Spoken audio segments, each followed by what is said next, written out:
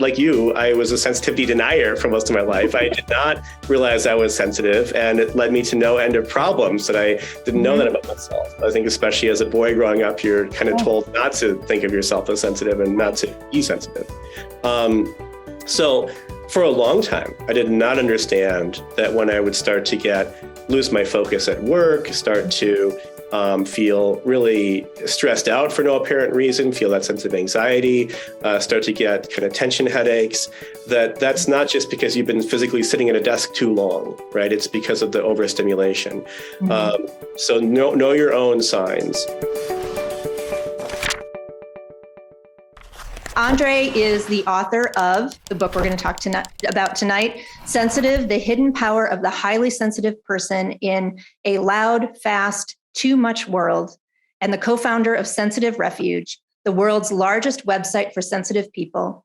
Sólo has spoken about sensitive people and sensitive leadership at Google, Amazon, and PayPal.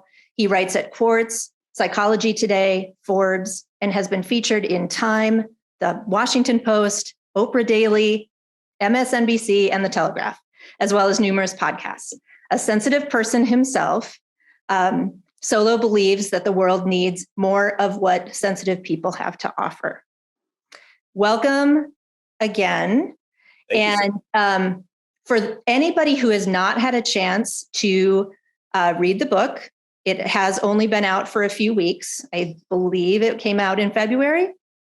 That's right. Yep. February 28th. So just out for a few weeks now. Yeah. So I'd like to prime people a little bit with an introduction and remind people as well that Daniel will be putting the link to buy the book in the chat. And so make sure that during or after we're done with this conversation, you pick up a copy of Sensitive. Okay. So here we go. Susan Cain's quiet changed the public conversation about introversion, helping introverts and the people around them appreciate a different style of being in the world, being competent in a society that overvalues brashness and boldness or just extroversion. It brought to attention the inherent strengths and aligned some of the misperceptions about introversion that we all collectively accepted. This new book from our guest tonight, Andre Sólo, and his co-author, Jennifer Granneman, Sensitive, The Hidden Power of the Highly Sensitive Person in a Loud, Fast, Too Much World, works in a similar way. Sensitive is a distinction to be understood, to be leveraged, rather than a weakness to be fixed. And really what this book, like Quiet, contributes is on a level deeper than just boosting productivity or encouraging acceptance. What Sensitive gifts us with, those of us who see ourselves mirrored within these pages, is a better way to be in the world. Because being sensitive, where you might fall on the continuum, can be hard. It can be hard for the people themselves and hard for the people who support them. Because this isn't a world made for sensitive people. Whether it's suspicions about a sensitive person's competency or frustration with their atypical needs, here's the important thing. The applicability of this book isn't limited to those who identify as sensitive, even if it's key for them. This world has become so overstimulating that it's making everyone to some degree sensitive to it in ways we aren't aware, and which that makes this book a book for everyone, so that we can all find a little bit of peace when everything is too loud, too fast, and too much. Andre, I'm so happy to have this conversation with you. I have a list of topics to touch on, but me too. That's a heck of an intro. That's beautiful. Thank you. I haven't stopped talking about this book in weeks. Oh, wow. And part of that is I'm going to admit that I think I'm a bit of a sensitivity denier. That's my new phrase that I've coined for myself. As someone who, once I read through your book, I thought, this explains so much about me. And it's not that I didn't appreciate that I was sensitive. It's that I've spent the last 50 years working against that. Yeah. And so there's a part of me that picked out a number of things in the book that I thought, Oh, so that's why I've developed this habit of doing X, or this strategy to do Y, or why, when someone said to me when I was younger that I was, or when I apologized when I was younger for being a crier, or I had a boss once who said to me that I needed more time than the average person to reflect on something before giving my opinion. And at the time I thought, no, I don't. I can do it faster. I can think off the top of my head, or if someone says to me, you care too much, that there is, and I thought, well, that's right. I really should care less. No, not to that extreme, but you know what I think we all who identify with this book have had experiences that we can pick out that where we have felt bad about being sensitive. And so that's why we're here and why this book is so important, is going to really resonate with so many people. Yeah, I couldn't have said it better. That's exactly right. Yeah. I hope it is resonating with people. And I think that sensitive people are, we're 30% of the population, but we often feel like we're all alone or like no one else understands us. And I think that's what we're hoping to change. So the first important distinction that I want to highlight is that in the book, you say that, and I know you have a co-author. She's not with us tonight, so I am going to refer to you. But of course, I'm speaking to both of your contributions to the book. But you make a distinction that sensitivity is biological, not a character defect, and that there's science behind that assertion. Can you walk us through the science that you uncovered? Yes, I would love to. So I think first off, it helps to understand what we mean when we talk about being sensitive, right? Because I think a lot of us, when we hear the word sensitive, we sort of think of being weak or fragile, or maybe somebody who overreacts to things. They have a thin skin. And that's not actually what sensitive means. So as a personality trait, when we say someone's sensitive, it means that they take in more information from the world around them and they do more with it. And so sensitive people are actually wired at a brain level to process all information more deeply. It doesn't matter what it is. And by processing it more deeply, we mean spending more time on it, giving it more mental attention, putting more mental resources into it. And there's actually differences in the brain activity of people who test as highly sensitive because of this added processing, or this deeper processing that they're doing of information. And the cool thing about this is information comes in many different flavors, right? So for the brain, yeah, that includes things like just your physical surroundings, right? So sensitive people tend to be very attuned to subtle details around them. So it might be the kind of person who notices the scratchy texture of a fabric, or who notices like the subtle hints of apricot in a nice white wine. But information can also be emotional. And that's really kind of some of the most important information we have as human beings that tells us what other people are intending and what they're trying to communicate. And the same thing is true for that. I mean, the sensitive brain processes those social cues and emotional cues more deeply, tends to pick up more information from them. So if you're a sensitive person, you might be the only one who noticed like that slight hint of a smile that flashed across someone's face before they managed to hide it. And it can tell you that maybe they're lying, or maybe they mean something other than what you thought, and you might be the only one who picks up on it. So that kind of deeper processing is really a powerful strength, and that's what it means to be sensitive. It's not something you can turn on or off. You tend to do it with everything. Sometimes it's irrelevant. You don't have to notice every tiny detail of your work cubicle or the commute to your job or anything like that. It's not useful, but sometimes it really pays off. And so we tend to see sensitive people be really deep thinkers. They tend to feel things very passionately and very strongly. They tend to be very aware of other people's needs and have a high level of empathy because of that. And they tend to be very creative and innovative because you're seeing connections that other people might not see.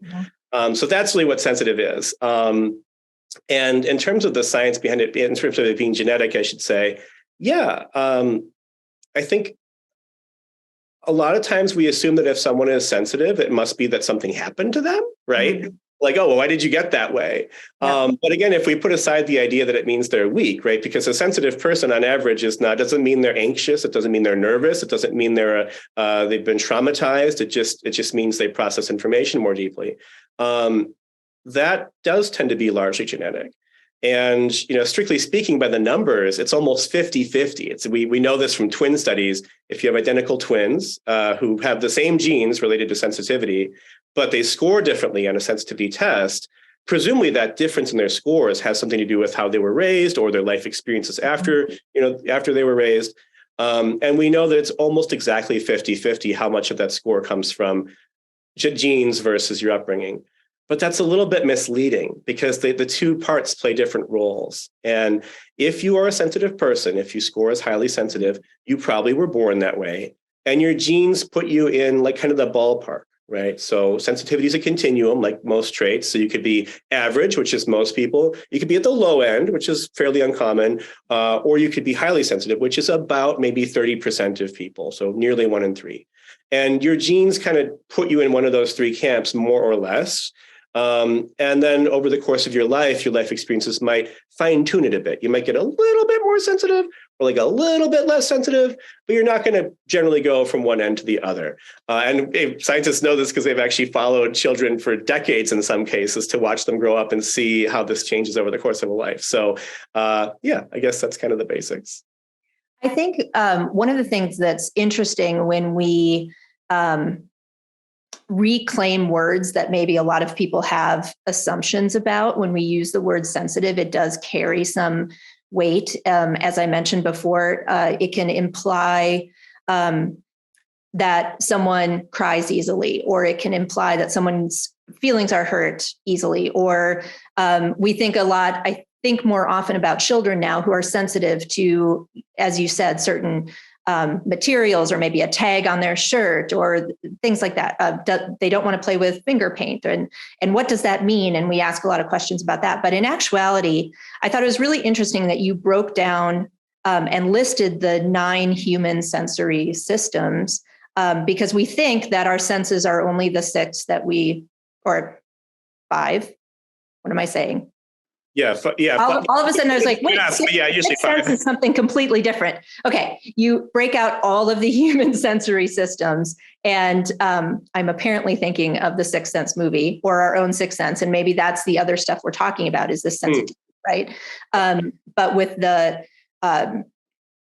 vestibular system and proprioceptive system and that kind of thing, that really our sensory processing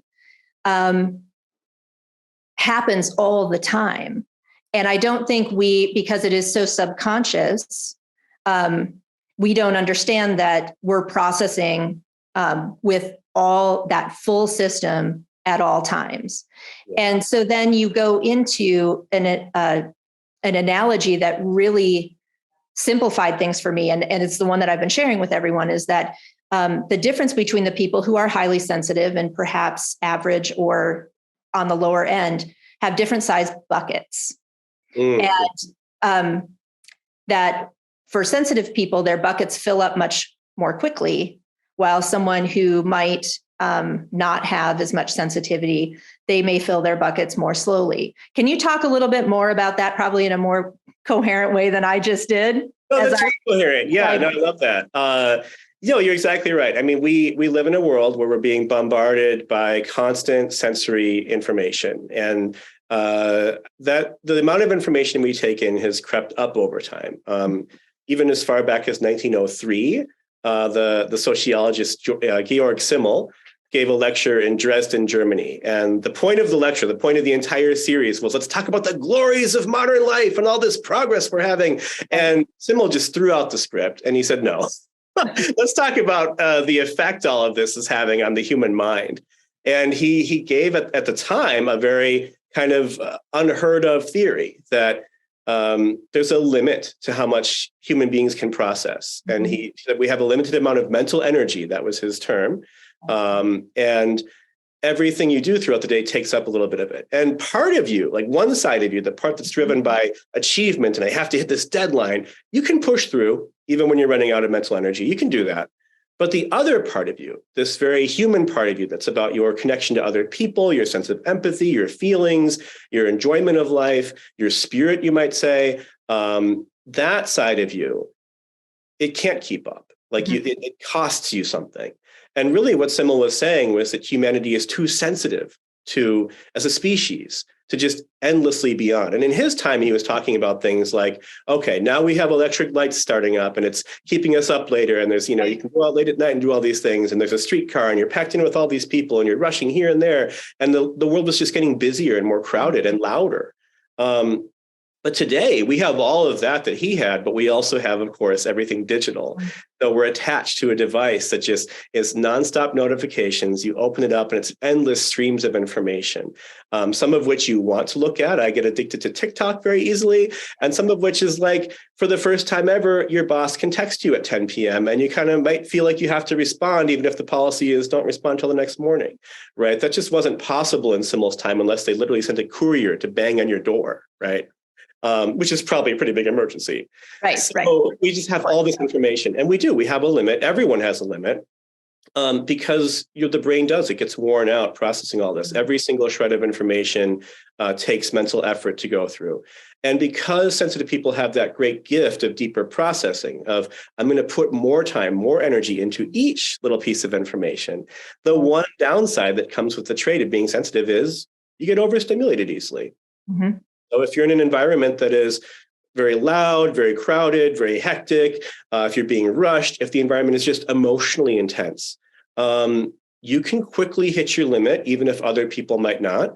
And a big part of thriving as a sensitive person is to stop fighting that and pretending that you can just, ignore that limit and to start building things into your life that will allow you to kind of refresh more often and cut down some of the stimulation and be at your best. Because if you give your mind the space that it really needs as a sensitive brain to thrive, it'll do wonders, right? It's a deep thinking mind for a reason, but it needs that space. One of the things that I've been talking to people about this book is this chronic overstimulation and this sort of, I'm not sure we even know what's happening anymore, in that same way that we may not, process the material that of the clothes that we're wearing. Or you mentioned, when you're driving your car, is it safe to make a left-hand turn? If you're walking, is it safe to cross the street? Like, all of this is being engaged. And we've gotten to the point where a lot of our overstimulation is automated as well. And we don't necessarily identify it as overstimulation. And I was thinking about, TikTok is a good example. Instagram is another good example. That is for me. I am not on TikTok. It's tempting, but I'm not. Yeah. But for Instagram, you think you're relaxing. You're like, I'm just going to take a break, stop working on what I'm working on, and I'm going to go scroll through Instagram for 10 minutes. But when you stop and think about the fact that to watch the stories on Instagram or watching, TikTok, you're participating in the lives of however many people have posted whatever it is you're watching, right? Like, you're assessing what someone is making for lunch, the outfit they bought from Target, the opinion they have about politics, the joke that they made about their dog. And you're like living partial lives of the 50 people whose stories go by in 10 minutes. Yep. And you think it's relaxing, but in actuality, you're using your judgment. You're saying, oh, I wish I had that. You're saying, oh, I'm glad I don't have that. Oh, I think differently than this. I should go do something. So there's a bunch of stimulation that comes from doing something that we think is relaxing. So how do we identify what we need in order to take these breaks? Oh, that's a wonderful question. I love that. So I think the first thing is to understand how sensitive you are as a person. Mm-hmm. Everyone does have a limit, and it can be helpful for anyone to know when they are hitting that limit. But if you are at the higher end of the sensitivity continuum, if you're one of those 30% of people like myself, you really need to know that about yourself. There's a few ways you can do that. In the book, there is a checklist of things you can go down and see how many of these do I check. And also on our website, which is Sensitive Refuge, so highlysensitiverefuge.com. We have a test you can take, right? That'll tell you how sensitive you approximately are on that continuum. If you're at the higher end, if you're a highly sensitive person, accept that about yourself for starters, and start to be conscientious of how much of your mental resources you're using on something, or as you put it, how much of your bucket you're filling up, even just the first halfway through the day. So being aware helps. It also helps to pay attention to some of the specific things that are indicators for you. Overstimulation happens to everyone. It's especially common for sensitive people. But the way it first happens is different for different people. For some people, it's a brain fog. For some people, it's because you can tell because they start snapping at someone else. For other people, they start to get physical symptoms first, the tightness in the shoulders, the headache, things like that. There's a lot of, even a feeling of like anxiety that doesn't have a clear cause, just like that might be overstimulation creeping in.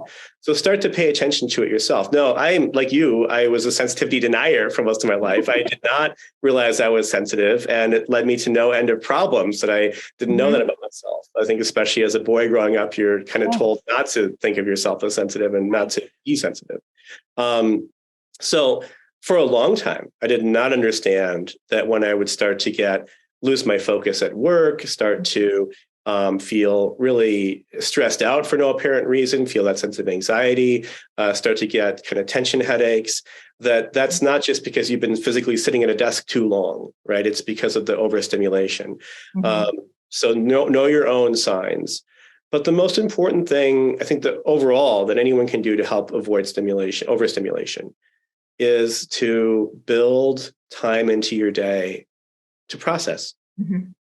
Because the only reason you're getting overstimulated is because your brain, your sensitive brain, can't keep up anymore and can't deep process everything coming at it. So what happens if you just give it some time to process? Like what happens if you decide, before I go to work each day, or after I get out of work each day, or whatever time is the best for your schedule, I'm going to take 20 minutes. That's all you need.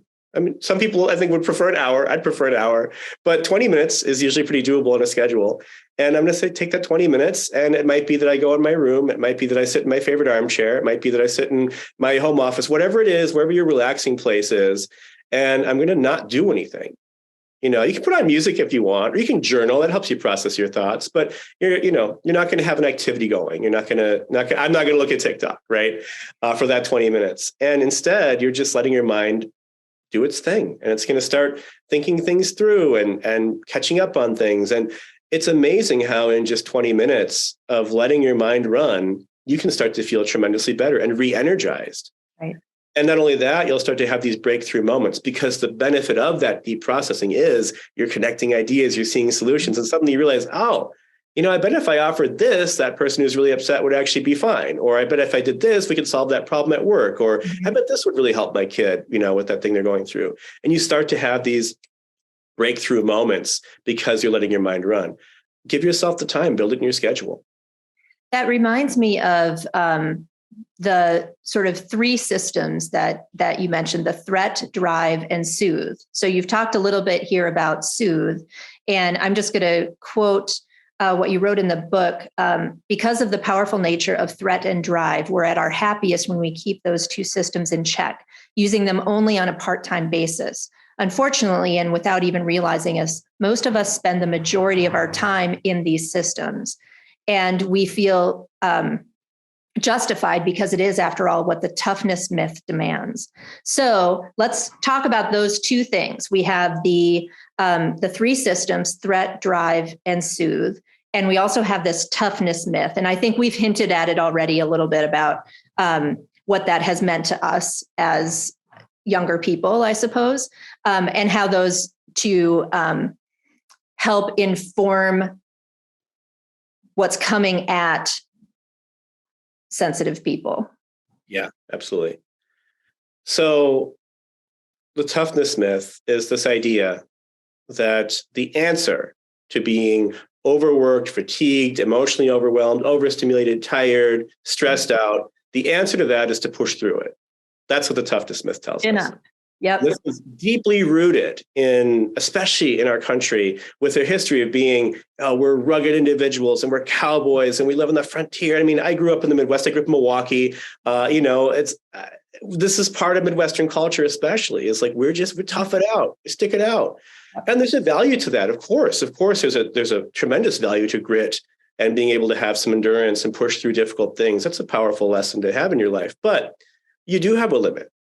And the toughness myth becomes sort of the answer to everything. It's like, well, why can't we have a little more empathy? Why can't we have, why can't we slow down? Why can't we have, the answer is just, well, you have to tough it out. There's some kind of virtue that's seen in being tough. And it's not inherently virtuous. It's inherently very dangerous to ourselves. Mm-hmm. So the toughness myth sort of pushes us to not only to turn off our sensitivity, but to downplay our emotions, to downplay our needs, and to, in many cases, push ourselves not just to the level of being determined or, I'm really care about this, so I'll go 110%, but to push ourselves to the point of burnout, to the point of collapse, to the point of harming ourselves. That's the toughness myth. And these three systems that you mentioned, so though the toughness myth is sort of our take on what's happening with our country, or with our society, I should say.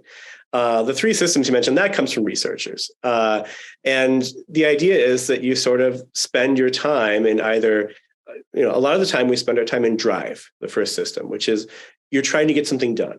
I'm going to get my kid to their soccer game on time. I'm going to get this done, come home, get dinner made, et cetera. Or I have these projects for work or whatever it might be. I got to finish my novel, something that you need to hit certain goals. You need to get a certain timeline. You push yourself to get through it. It's a very productive state. It can feel very good. You can hit your flow in that state. There's nothing wrong with drive. It's great. Mm-hmm. But you can overdo it. The second system is threat, which is what happens when your fight or flight is triggered. And you get into this like panicky feeling where you're having maybe adrenaline or at least cortisol released all through your body. And it's going to start affecting how you feel, how you think, maybe even your ability to do certain things. And that is also a helpful system. It's what has kept us alive as a species for so long, but it is meant to be only short, tiny doses. If we were in the wild, there should only be, 1 minute a week where you're being chased by a saber-toothed tiger. But the threats we have in our lives now are thankfully primarily not tiger related. Instead, there are these things that can happen all the time, right? Like every email that comes in might be an upset client, a new project from your boss when you're already overworked, who knows? Every phone call could seem like, oh God, I have to take this call now, I'm so busy. So these things start to trigger our threat drive, even though they shouldn't maybe rise to that level, but we're so overburdened they do. And it gets to a high level of burnout when you're in threat too long. And soothe is one that you should really spend a lot of time in, and we spend very little time in. That's when you're relaxing or you're doing something that is primarily enjoyable and makes you feel restored or better about life. We have a couple questions coming in that I'll get to in just 1 second. I want to stretch this this sort of theme that we've been talking about how we acknowledge in ourselves that we're sensitive people, and how we manage some of that once we've identified that. And one of the, I think, big components of being a sensitivity denier, which we are coining, is that we blame ourselves or we feel guilty. Mm-hmm. Yeah. That there is, I'm jumping way toward the end of the book here, but you address shame, that there are all of these ways, probably because of the toughness myth, where we, whether it's trying to ask for what we need or taking that time off, taking that time out, taking a break, actually makes us feel really guilty or shameful. And you talk a lot about that. Can you explain why that is our tendency, and then possibly how we can work around that that vulnerability? For sure. Yeah. I mean, I think it's natural, and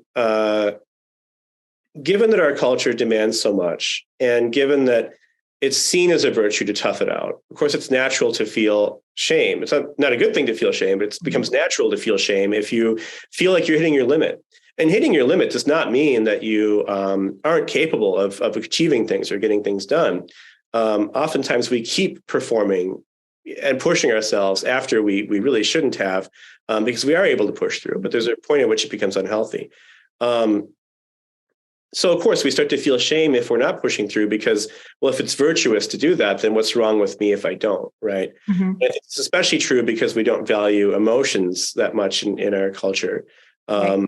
If you I learned a long time ago that if I need to not, if my dad wants to get together and do something and I'm not able to because of work, he's like, oh, that's fine. Uh-huh. If there's any other reason, like, I really need to take this weekend to relax. He's like, don't worry about that. I'm going to do it. I'm like, okay, yeah, there's just the emotional answer doesn't matter at all. It's only if there's an achievement oriented thing that excuses not doing something. So it's natural to have that shame. But I think one of the most important things we can do is to just flip the script on how we look at sensitivity. I mean, I think often even when we start to understand it as deep processing, I think the approach we take is often to start thinking, okay, well, how do I overcome it? How do I manage it? How do I treat it? It's not a diagnosis. It's a healthy personality trait. And it's actually one that's linked to giftedness, right? Yeah. But I think it's really valuable to instead focus on the strengths that come with being a sensitive person. And there are many. The only downside, only one, is that overstimulation, that ability to get overloaded sometimes. And that's something you can entirely eliminate it. You can largely get rid of it if you're structuring your life in a way that works for your sensitivity. Right. But the flip side of that one drawback is this powerful set of strengths. So it is linked to giftedness. Mm-hmm. And we talked a little bit about creativity. The image of the sensitive artist is maybe the only stereotype of sensitive people that's true. Right. Most artists are sensitive people. Nicole Kidman is on the record not only as saying that she herself is a highly sensitive person, but she said that in her opinion, every actor is a highly sensitive person. Mm-hmm. It's almost as if you couldn't do the job if you weren't. A lot of musicians are, a lot of authors are, a lot of artists are. So that's true, but creativity is also how we innovate. Mm-hmm. It's useful in science and technology and business. And a lot of the greatest thinkers throughout history, if you go and look at their biographies, go and look at their journals, go and look at interviews with them when they were alive, they check a lot of the boxes of being highly sensitive people. And on that basis, without sensitive people, we wouldn't have the theory of evolution, we wouldn't have germ theory, and many others. Right? So just the creativity and innovation alone makes it a really useful trait, but it's so much more than that. We talked about the empathy. It's a powerful trait. Compassion brings people together. It fixes problems. It's the source of good leadership. It's how you rally people and inspire them. It's how you create social change. That's compassion and empathy. And then you have this powerful capacity to go deep on things. So in studies, sensitive people and sensitive monkeys have an edge at a lot of cognitive tasks because of their sensitivity.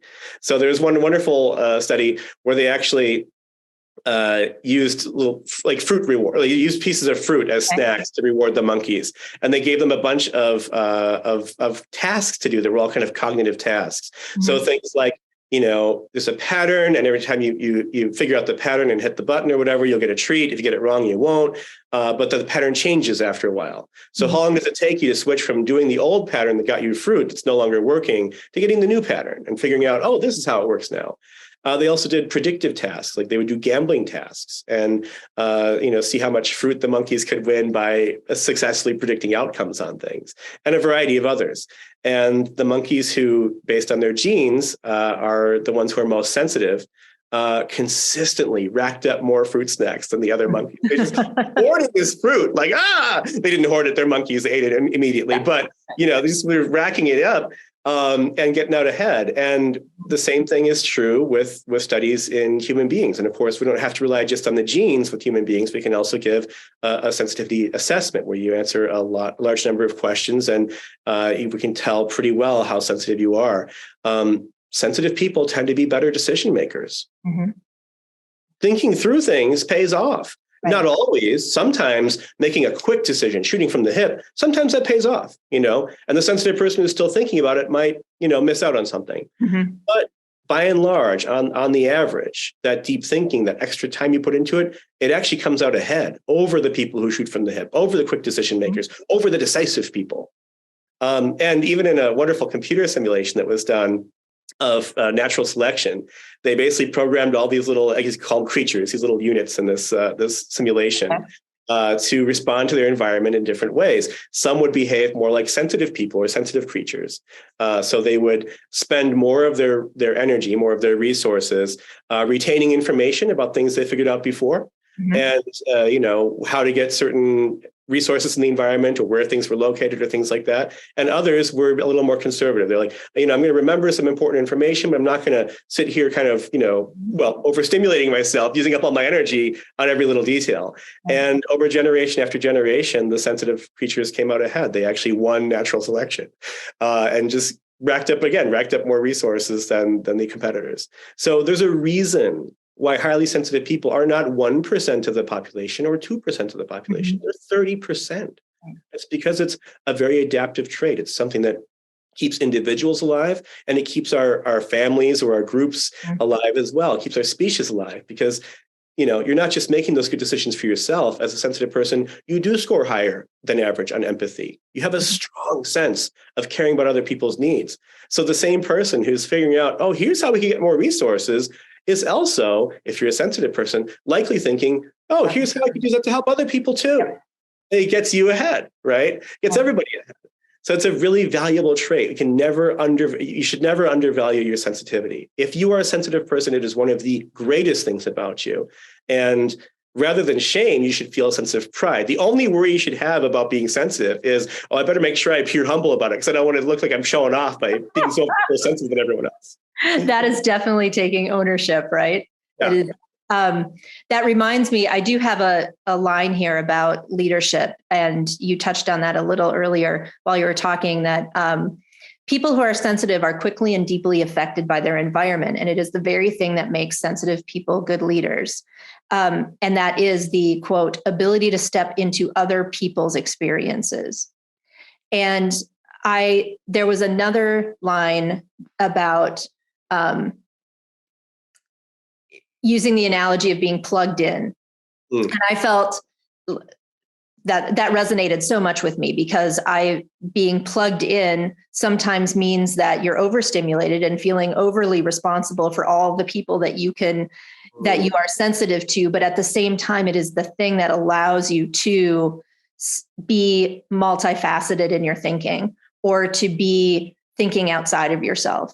And so I've carried that sort of, like in some ways, like plugged into the matrix, I suppose, in some ways, but right. Yeah. But I think that is a really good way of explaining why that deep thinking is so, it's not insular. It actually is very expansive in many ways. So I have more and more, but we're going to jump over to some questions just to engage all our folks who are visiting and have all these great questions. I'm going to leave this answer to you. Curious if the author's criteria for highly sensitive person varies from that of the researcher and author Elaine Aron, and if your book references her work. It's a great question. Yeah. So for those who don't know, Elaine Aron I would call her the godmother of sensitivity research. She is not the first person who studied high sensitivity, but she is the first person who gave it that name. And she's one of the first researchers who studied it. And she's a prolific researcher who still publishes to this day. She also published a book that's aimed more at general audiences in, I want to say, 1996, called The Highly Sensitive Person. It's a wonderful book. Elaine Aron is an inspiration. She's a legend. So yeah, we absolutely do reference her in the book. We reference her work. And Jenn and I have had the privilege to be able to interview her and kind of correspond with her a little bit. She's been very helpful. And I think, yeah, absolutely. I don't think there's anything in the book that would contradict what Elaine Aron says. I think her work is foundational. It's been revised and kind of, fine-tuned in some ways over the years by other researchers. And, thankfully now sensitivity research is a huge field. I mean, there's hundreds of researchers around the globe in neurology, child development, just general psychology, genetics, et cetera, who are studying high sensitivity. So no, I think we very much stay true to her foundation. I also think there's been a lot of really significant developments in how researchers view sensitivity over the past 30 years. And it's a lot of fascinating new work going on, I guess I would say. For one thing, I mean, we now know that the number of highly sensitive people are a little bit more than what Elaine Aron originally thought. It's not 15% or 20%. It's generally around 30%. We also kind of see sensitivity itself in this kind of I mean, we have sort of a bigger picture of it now, not just Jenn, my co-author, and myself, but, the entire sensitivity research community, including Elaine Aron, have kind of a bigger view now of just the many ways in which it affects in which it kind of reaches its hands into child development and psychology and your success in your career and all kinds of other things. So I believe that we go far beyond what Elaine Aron has in her book, but I don't think we contradict her in any significant way. I know Elaine Aron would still disagree a little bit about the 30% number. I think there's different ways you can do some of the statistic regression on these numbers, and she feels strongly it should be slightly lower. But the consensus from most sensitivity researchers, including a number of her co-authors, is it's probably around 30%. So we have a question here from Marjorie about relationships. And I too have a number of notes about relationships too, and that being a sensitive person in relationships can be really challenging. And I was floored by, and I think Marjorie would enjoy and relate to, the chapter on full-hearted love. And it was, I think there's one of the case studies or stories that you tell is about a marriage that's on the brink of dissolution because of one person's sensitivity, and how they, while that sensitivity might have drawn the two together, it also pushed them apart, and then how they came back together when they understood how the one person's sensitive traits had sort of affected the relationship and created distance. And Marjorie says that she is a highly sensitive person tending to be introverted, but very much likes people. And so friendships are hard to find, and maybe that she even feels like she's trying too hard. And I think that there are some strategies in the book about building relationships, both protecting yourself, but not pushing people away. Where do you go with that question about relationships and how hard they are? Yeah, I love that it's kind of rooted in friendship too. I think obviously a lot could be said about romantic relationships for sensitive people, but friendship often gets overlooked. And I think the thing about having a mind that's wired to go deep is you crave depth in everything you do. You want deepness in your life. If at work, you want a sense of meaning in the job you do, right? And in your relationships, you want a deeper connection. There's nothing wrong with having kind of more casual friendships, but it's not that satisfying to a highly sensitive person. I think part of what I hear in Marjorie's question is that you're introverted as well. And I think there's this really interesting overlap between sensitivity and introversion. Not all sensitive people are introverts. You can be an introvert or an extrovert, but introversion and sensitivity often get kind of mixed up a little bit. But I think even extroverted sensitive people do their social time differently than other extroverts do. If you're a sensitive person, doesn't matter how extroverted you are, you're probably not going to really enjoy a huge networking event with 200 people in a conference space. You're not going to like that. You're going to get overstimulated. Instead, sensitive extroverts get their people time by meeting a few friends, one-on-one, or just a group of 2 or 3 or 4 to have dinner or have a drink, and they'll try to choose places that are quieter venues. Like, you don't want to go to the really loud bar. You might want to go to a quieter restaurant, or you might choose a time of day when it's not at its peak dinner rush. And I think that advice is really useful for sensitive introverts as well. You might not want to go out as often as a sensitive extrovert. And I'm saying this as an introvert myself, although a fairly social introvert, I might be closer to the middle of that, continuum. I don't want to go out as often as an extrovert would, but even when I do, when I'm fired up to go see people and meet people, it's got to be somewhere that's a little less stimulating, and I prefer a smaller group. So if you're looking to either make more friends or to deepen and keep fostering the friendships that you already have that you really value, I think you should start thinking about what kinds of small, intimate events you can plan. One of my favorite things that I used to do is I had a happy hour I would do once a month where and it was on a quieter night. It's not when everything's really packed and busy. And I'd invite my various creative and interesting friends, even if I didn't know them that well, acquaintances even, and say, come on by if you can. And that way you're getting all the most kind of interesting and creative people in one space. And it's not just about me connecting with each one of them. I would actually hang back a lot. It would be more about, well, you have all these interesting people who don't know each other that well yet. And then when they start talking, they have like idea babies, right? Like things get more interesting. Interestingness compounds. Yeah. As you start to get closer with people who are in it and you start to foster the relationship, you kind of get to be at the middle of things without having to be constantly going out and socializing and doing a whole bunch of stuff. Eventually that event actually grew too big, so I stopped doing it. So you might have that problem. Too much. Yeah. But plan a small dinner party once a month where you invite 3 friends or 4 friends you know really well and like 2 people you don't know that well yet, a coworker or that person that you thought was interesting that you talked to briefly at that networking event or whatever, and be really upfront with people. Like, hey, I'm getting people together that I think are interesting and creative, and we're going to get to know each other better. So it's not that awkward vibe of like, well, everyone knows each other except me. I think that's a fun way to do it. That's great advice. And I think it highlights one of the takeaways that I have from the book. And that is like, once we become aware of where we are as sensitive people, it's really about making choices, making deliberate choices, whether it's about our time or about where we spend it or how we create opportunities for making friends, or, there's we control our environment. We are the only ones who can. And it doesn't necessarily mean saying no to events. It means maybe taking the responsibility to create one that you can flourish in. And I think that that's an important takeaway from the book, is that a lot of this has to do with, once you get comfortable with the fact that this is what is how you're processing the world, that you are taking steps in order to create an environment that works better for you. And so I want to touch on a question that Ashley has asked here. I'm hoping to get to at least one more topic after this one, but this one's probably pretty big.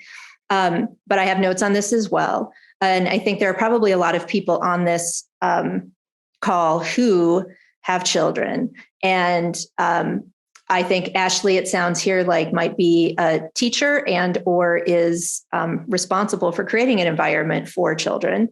But we also have parents, I'm sure, on here. So Ashley asks, wondering if the book includes anything on the way of our school structure creates issues for highly sensitive children. But I think you might also talk about how families can adapt their environment to raise highly sensitive children in a way that really helps them flourish, as opposed to creates sensitivity deniers. Yeah, right. Absolutely. I love this question. So for us about schools, so yeah, we have an entire chapter about raising a sensitive generation. A lot of it is aimed at parents. There is stuff in there about schools. I will just say, for starters, that actually the thing that made me finally decide, oh, I'm definitely a sensitive person. Because I didn't know that growing up about myself. I denied it for a long time. And it wasn't until I started getting into the research about high sensitivity that I realized, wait, this is me. And it was a specific paper. The author is a research paper, but the author used her own son, whose name is Owen, as a case study. And she talks about how he started first grade and he hated it. And it was breaking her heart because, I mean, any given kid might not be the biggest fan of school. That's fair. But he was miserable. He would come home every day and she'd ask how his day was. He would say he hated it. He had problems with he wasn't doing as well academically as she thought he could. He didn't want to go to school. He started to have all kinds of issues. And it was partly because that specific teacher that he had, who might have been a great teacher for other kids, she was pretty stern. But it was also partly just the overstimulating environment of his first grade classroom, which I can definitely relate to. This is the hardest part of school when I started school as a kid for me. And it was not until she actually switched where he went to school that he had a different kind of environment. It was a school that was, I'm guessing, some kind of alternative school or charter school, but they actually played soft classical music in the hallways between classes. So it kind of subtly discouraged things getting too loud. They did a variety of things different in the classroom to make the classroom just like visually, artistically more pleasant place to be. Sensitive people are often aesthetically sensitive too. And the teacher this is the reason she actually switched, was somebody who was much more about, getting to know each kid, giving them personal, you only have so much time to give personal attention to individual children, but getting to know them and sort of just treating them more as like little people and not something to be kind of bossed around. And just that change in approach, which I think would benefit many kids, like most kids would be better with this second approach. But it was a night and day difference for him. So teachers have a huge power to affect how sensitive people, of course, and all kids do in school, and what kind of, not just how they do in class, not just how their grades are, but kind of how happy they are as human beings and how they learn to flourish and thrive. But as parents, we have the power to do that too. I have a 2-year-old son. I will not say whether he's a highly sensitive person for sure. He will unfold however he unfolds, and it's fine with me either way. He shows some signs that he might be, right? And parenting a sensitive child is different. I think it can be frustrating for a lot of parents. An adult sensitive person might have figured out a lot of things about their sensitivity. They can kind of tell when they're getting overstimulated, or they might have an idea of what to do if that's the case. A sensitive child has no idea. They don't have the words for the emotions yet. They don't know why they're getting cranky and tired and having a meltdown. They'll just get more and more overstimulated without showing it until it's meltdown time. And just have these weird things coming out of nowhere. And they also can, one of the great things about sensitive children is all sensitive people tend to have higher level of conscientiousness. You just see that over and over when you give a personality test. This is true for sensitive kids too. They tend to be the kids who sincerely want to make the teacher happy, make their parents happy, do the right thing. Of course, every kid will be mischievous sometimes. My son certainly is, but they generally just want to be good. And when they can see that they've done something that's maybe not perceived as good, it breaks their little heart in this really rough way. And the same kind of discipline that might seem very normal and a different kid might need in order to get the message through to them that that was not okay and you can't do that. That's way too much for a sensitive kid a lot of the time. It's really heartbreaking for them. So gentle parenting is important. And all in all, for parents, the words I tell you to memorize are, so-and-so, my son, is very sensitive. And that's something we're trying to encourage. Say that to a teacher, say that to another parent. That is a conversation changer. Right. And as a teacher, you can take that same mindset and okay, I'm identifying the sensitive kids in my class. I know this trait is tied to deep thinking. I know it's tied to creativity. I know that if it's nourished, it can take them really big places. So how do I encourage it? How do I help give them the environment they need? Part of that might be talking to the parents. So, yeah. Yeah, that's terrific. Are there more resources or more conversation about this at highlysensitiverefuge.com? Yes. Okay. Yeah, we have a lot of resources on the site. There's an entire parenting section about sensitive kids, sensitive teens. There's things about being a highly sensitive person who is a parent, right? Because parenting is stressful for anyone. What if you're sensitive? Little kids, older kids, everything. Yeah. That's great. We, of course, so quickly, these hours go by so quickly. We have about 5 minutes left. And I do want to touch on something that I think it will resonate with most people who identify as being sensitive, and that is the pain of empathy. And I think I'm going to say generally, people who are very sensitive have a tendency to be, as we've talked about, plugged into the greater network of people, and they have a greater sense, as you just mentioned, of wanting to do well and wanting to do the right thing for people. And they tend to go into service and or some kind of helping field where they're caregivers, or they generally, I'm sure a lot of the teachers that we are just talking about have those may be sensitive in that way. And that can cause a lot of burnout, a quick road to burnout. And you talk a lot about that in your book. And I think that in terms of those people who go into helping professions, who are the angels in the world, but who are also burning out. You talk, as you already mentioned once, but let's delve into it a little bit, the difference between empathy and compassion, and how you don't have to trade your empathy. You don't have to become a hard person in order to do some of this work. You don't have to distance yourself to the point where you no longer feel, but you can use compassion to do that same good work without losing yourself. If I'm representing that correctly. Yeah, I think that's a really good way to put it. Yeah. So I'll start by saying this. I always thought that empathy and compassion were just like two different words for essentially the same thing. That is not really how researchers use them. So empathy is when we use that word, we really mean you see someone feeling a certain way and you start to feel that way too. You feel the same way with them.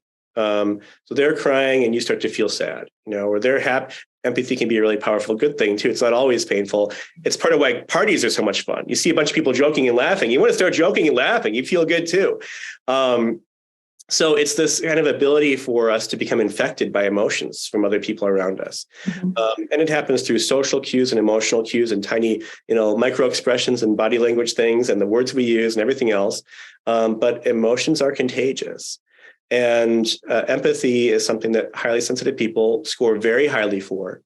In brain studies, we see that highly sensitive people show more activation in their mirror neuron networks and parts of the brain associated with empathy, both for positive and negative things, not only from people they know or care about, but also from complete strangers. And that's a key difference from people who are average sensitivity or less, is that, of course, everyone can feel empathy for a stranger, but it's much harder to trigger that sense of empathy for a stranger in most people. It's actually fairly easy in a highly sensitive person. So they really have this sense of caring about people kind of more broadly.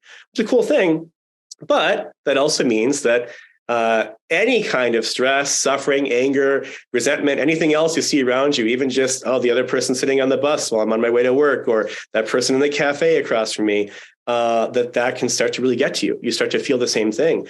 And, we often hear the term empath. I think that even Judith Orloff, the author of the kind of leading empath book, has agreed that, she thinks that scientifically speaking, the explanation for empaths is that they're highly sensitive people, right? That's what we mean by that word.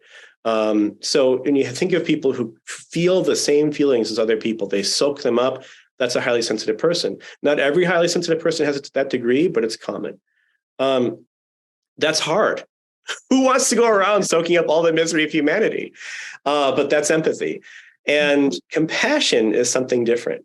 Compassion is when you take the time to understand the perspective of the person that's feeling this thing. You can feel empathy instantly. You see somebody angry, you start to get nervous and maybe a little angry too. But you don't know their story. You don't know what's upset them or anything else about them. Compassion takes time, for one thing. It takes asking questions. Empathy is about me. Now I feel sad. Compassion is about what made you feel sad. And it's this subtle shift, but that little tiny subtle shift has a big difference in how we feel. So we think of empathy as a good thing. It is. It holds people together, but it is a double-edged sword.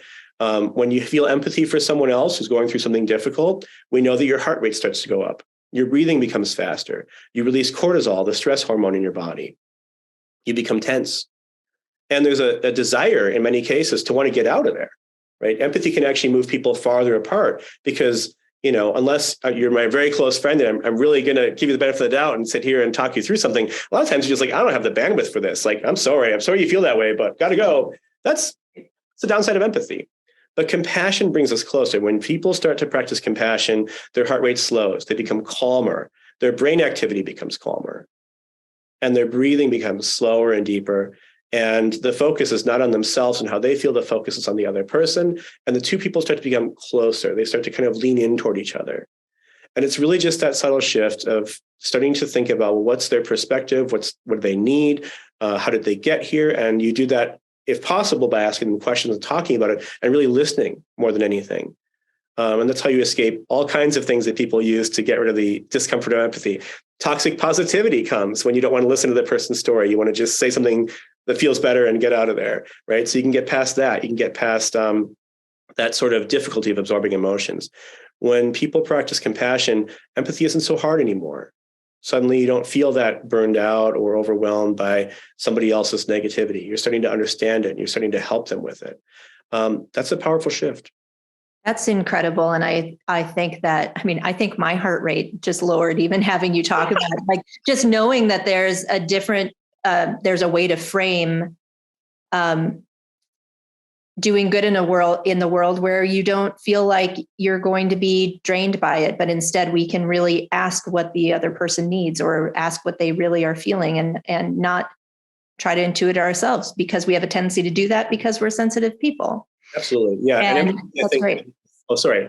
Oh, go ahead. Go ahead. Compassion comes with an ability to set boundaries too. Right. And I think that's harder with empathy. With empathy, you just start feeling this thing. And I think something we hear from a lot of highly sensitive people is that they feel like they can't turn it off. Sometimes you want to turn it off. But compassion implies an ability to set boundaries as well. Like you can't, like part of compassion is the ability to say, you know, I can't do that thing you're asking me for, but here's what I can do. That's different than just feeling whatever the other person's feeling. That's sitting down and thinking about, you know, I have to work early tomorrow. I can't come over right now and help you talk through all this late at night. What I can do is, you know, why don't we meet for coffee tomorrow? Or do you have someone else you can call? Or, you know, whatever it is you can offer the person. And you can be very honest about your limits and your own needs as a compassionate person without losing the compassion. And that's a powerful thing too, because you can't just give and give and give, whether it's compassion or empathy, forever. You'll have a limit and you can't burn yourself out helping other people. You'll actually do more good for others if you have compassion for yourself as well. So self-compassion is part of compassion. I can't think of a better line to end this conversation with, which I don't really want to do, but we must. Because we all have boundaries. And of course, if you want to learn more about boundary setting, you should go to the link that Daniel posted in the chat. You should also visit the site, Highly Sensitive Refuge. And it's a wonderful book that I think is really going to resonate with so many people and give them strategies for addressing some of the things that can really prevent them from living in the world as fully as they possibly can. So thank you very much, Andre. Thank you very much for having me. This has been great.